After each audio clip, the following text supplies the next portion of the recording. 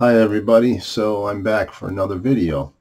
I wasn't real happy with the quality that I was getting using my phone, so I ordered a Logitech, I think it's a 620 or something like that, but it seems to be a lot nicer and hopefully it'll have better sound. So for this video, I'd like to show some albums that I purchased in the last 2 or 3 weeks.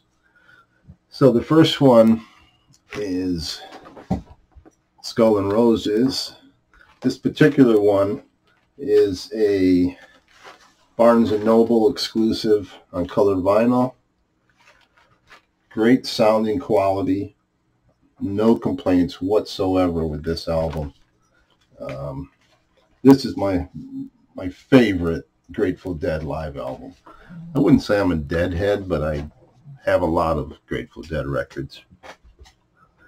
For the next one I bought, I actually picked this up because of Melinda Murphy did a segment on this Fragile album with the Kevin Gray cut. I was able to pick it up at Barnes & Noble for $25. Sounds fantastic, nice and quiet, totally flat vinyl. Highly recommended. Get it while you can at that price. Anybody that knows me is going to laugh when I say that I've started buying jazz records, but I'm slowly getting into it, and a lot of that has to do with Michael at 45 RPM and Mike at the In Groove. I watch their videos and I learn a lot about what jazz I might want to start out with. So this is a 10-inch Miles Davis, and it's really good. I didn't know what to expect. Comparing it to, say, Kind of Blue, it's just something that's totally different, but I like it. I like it a lot. So I'll probably be picking up some more. This next band, hopefully I'll be going to see them if the COVID thing doesn't get out of control again. But this is their brand new album, and it's a tribute to bands from Los Angeles, Los Lobos, Native Sons.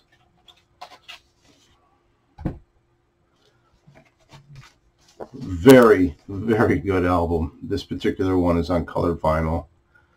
They do covers of all the bands that they grew up listening to while they were in the Los Angeles area.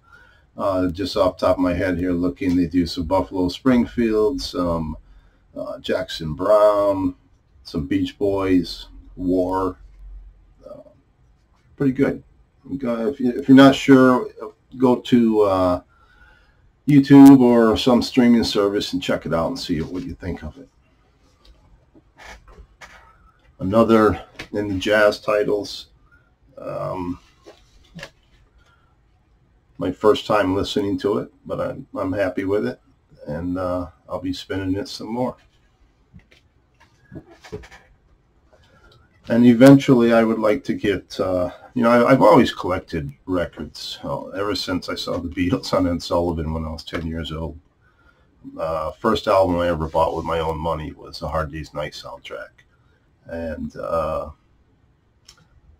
lately I've really started upgrading the records that I have and trying to get the best quality I can and the best sound. And if you're listening to a record, you don't want to hear a bunch of surface noise. You just want to hear the music.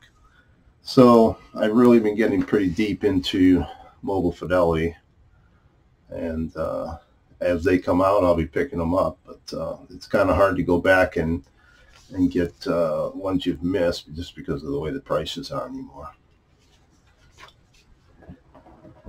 I joined the Vinyl Me Please subscription service, and this is one of my all-time favorite songwriters, and I just got this record this last week. And I will say that Vinyl Me Please has a fantastic customer service department.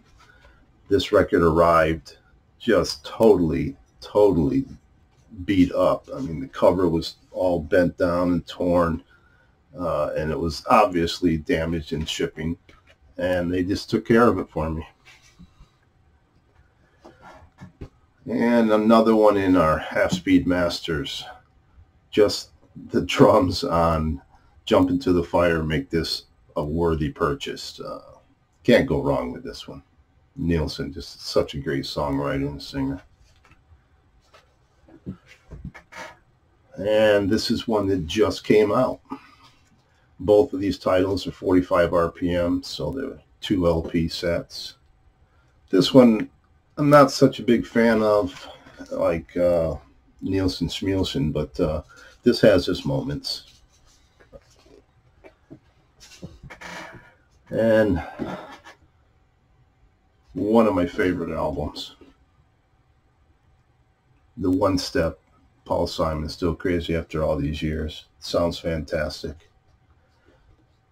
In my opinion, I'm not crazy about the finish on these boxes. It tends to leave fingerprints pretty easy. I wish they'd have done more of a different kind of a finish on it, but maybe in the future they will. I don't know.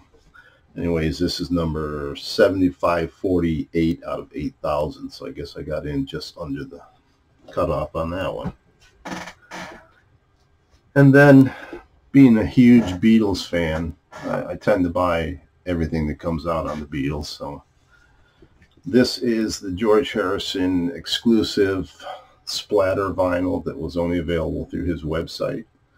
I do have a 2010, I think it is, reissue that when they did for a Record Store Day, which to me is probably the best sounding one out there right now.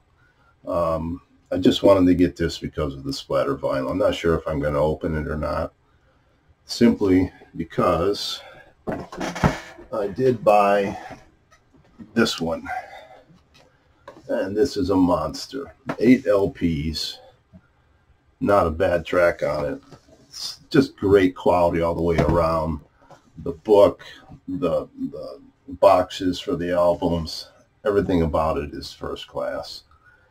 I know there's been a lot of complaints about the sound quality of not necessarily the quality, but complaints about the mix.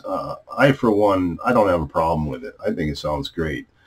People say you can't hear the cymbals, you can't hear the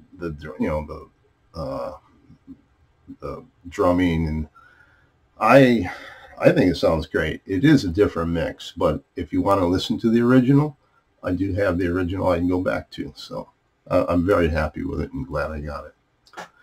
So anyways, hopefully this is going to be just the first of many videos to come, and I hope you enjoy it. And if you have any comments, feel free to leave them, and I will be talking to you again in maybe a few days. Thanks.